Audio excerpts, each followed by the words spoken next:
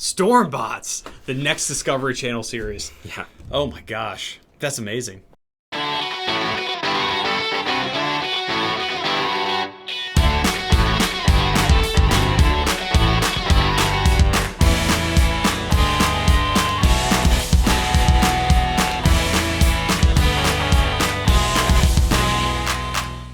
Well, I'm Matt. And I'm Carter. And welcome to It's Kind of a Gray Area. Welcome back, folks. In case you guys hadn't noticed, it looks like Carter's leading into this whole quarantine thing. Yep, giving up. That's the spirit. Right. Like, why pretend that anyone's getting dressed up anymore? Yeah, those days are over. I don't know if you guys can hear this, but we have a torrential storm going on right now. Yeah, outside. you might pick that up a little bit. We can't control the rain yet, so I'm sorry if that's in the audio, but deal with it. Yeah, deal with it. So why is this weather appropriate for today's episode? Because today we're talking about storm chasing.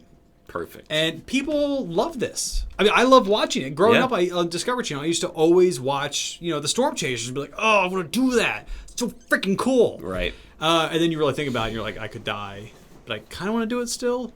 But so today's official shade is storm chasing a good hobby? Right. Like, is it a good hobby if you're going to pick up a hobby? Yeah. So my first reaction is like, I love them. Like, they're great. But like, if I was going to pick up a new hobby, I don't know if it'd be something that would endanger my life. Let's give a quick rundown here on what qualifies as storm chasing. Yes. Because it is not illegal in any state, I don't know about countries, to storm chase. Yeah. It's not. You can do it if you want. Yeah, I mean, it would be really hard to make that illegal because then, like, you've got someone who's chasing a storm trying to find where this tornado is going to touch down, and then they're near it and they broke the law. Or someone's just driving back from somewhere and there's a tornado. Who's to say that person wasn't storm chasing? Yeah. Or they were just on the road. It's too hard of a thing to prove. That's true. And then you got to put cops out there to chase people chasing the storm. Yeah. Like, that seems dangerous. Yeah, and then unless you're going after the ones who've got those, like, heavy armored cars that, like, have those things that come out and, like, plant into the ground. Oh, so they can't be moved. Like, if you've got that and you're going to arrest those people, it's like, dude, who is qualified to storm chase if we're going to stop those people? Yes, yeah. Somebody does need to categorize and study and follow storms. Well, they categorize them according to, strength and wind and everything like that. And you can do that which someone remotely. has to observe. No, you don't have to observe that. There's things. There's things. I know things. Sure, they can do stuff with satellites that's really helpful. I mean, I know they track storms with satellites, but I definitely think you're still going to need people on the ground. You do, yeah. There's no replacement for a human being. Sorry, robots. This would be a good job for robots. Yeah. I guess if they had those feet that could then shoot spikes into the ground, they could just stand there through the whole thing. Yeah. That's true. That'd be awesome. Stormbots. Stormbots. The next Discovery Channel series. Yeah. Oh my gosh. That's amazing. Just the trailer in my head alone is fantastic. Mm-hmm. You guys should see it. It's great. In my head, it's like a Western, but it's all robots. Not like Westworld, just like, I don't know, it's hard to describe. Like you'd have to cowboys and tornadoes, but they're robots? Kind of. Like they're like, you got some robots and they're all got like this cowboy hats on and they're like out on motorcycles chasing storms. Like they maybe like throw a lasso around a tornado. Because they want to harness the lightning to power their motorcycle gang. Yeah. Maybe Discovery Channel won't pick that one up. Sci-fi will. Sci-fi, yeah. Right. Man, storm. It's raging. Would you ever do this? I would.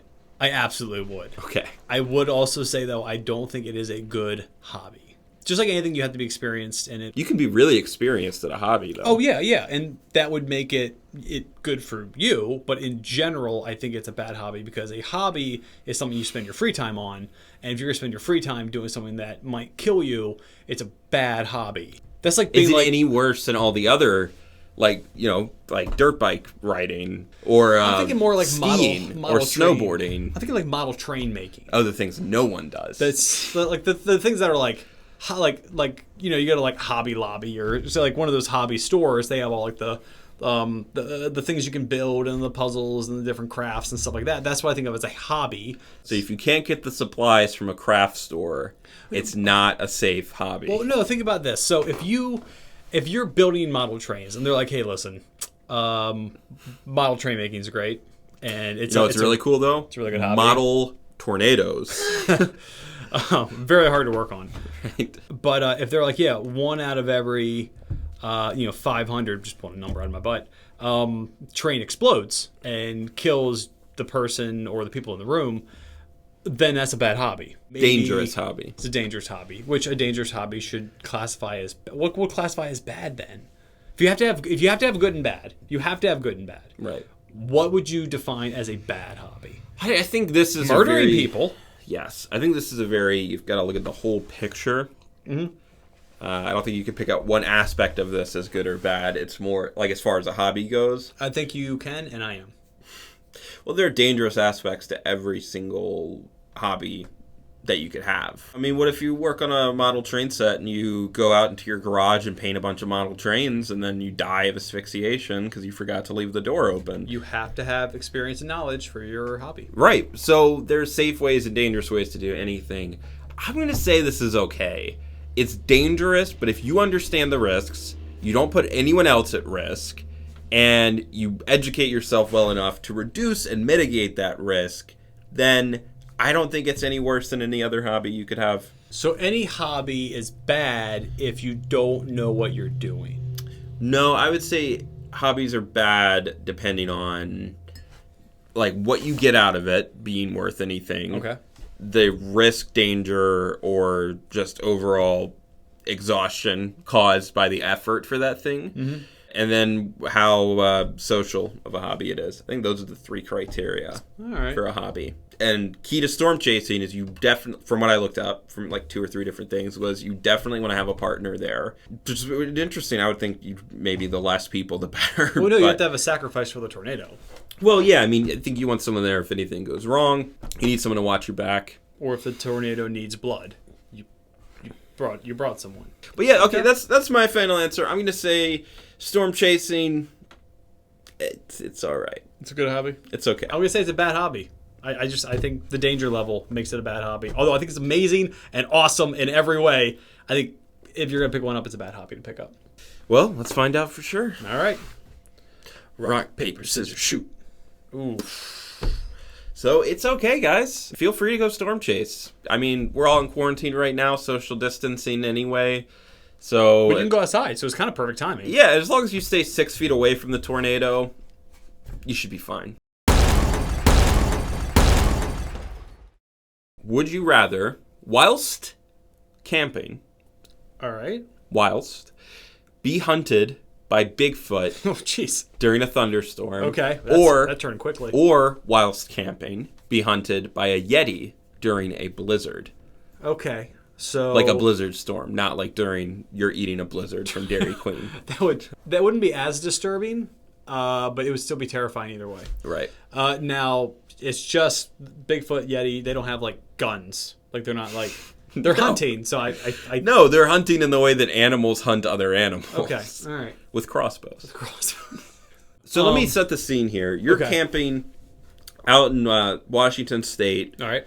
Beautiful mountainside, nice little clear area, a couple of pine trees around you. There's a babbling creek maybe 30, 40 feet away. You got your tent set up, you got a fire going, and then some clouds start to roll in. Ooh. Dark, ominous clouds. All right. So you pack up your stuff, get inside your tent right as the rain starts coming down. And then it gets a little harder, and then a little harder, and then the wind starts picking up. And then through the wind you hear a howl from a strange beast you've never encountered. And then you know that Bigfoot is hunting you. Or the same exact thing, but it's snowing. So you go through the other one? Nah, I don't have time. Same thing, but it's snowing and the Bigfoot's white. Okay. Okay. Man, all right.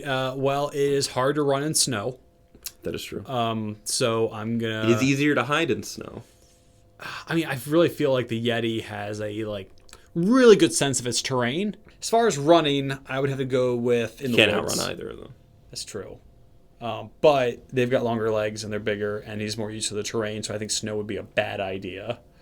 Maybe. I would basically maybe you could sled away from him really fast. Be stuck in quicksand. That's true. I am lighter, so I wouldn't sink into it. You just grab like a piece of anything, and then just like he attacks your camp, you just right out of there. Piece of anything. You guys know how you find sleds. Yeah, some wood, or like even just like cut off a piece of your tent and tie that around 2 sticks and hold that as like a little makeshift seat as you slide down. Sink in. Okay, this was a stupid idea. It needs to slide. You just have to lay out flat enough to slide. But then you know what's going to happen is you're going to slide so fast and then you're going to a tree, break your legs, and he's going to come down and just kill you. Yeah. True. Okay. So what would you do? I feel like I'm really deciding this for like my fate. Yeah. I think I would go with the woods. I think you're right. I don't want by 5%. 5% I'd go with the woods. Yeah.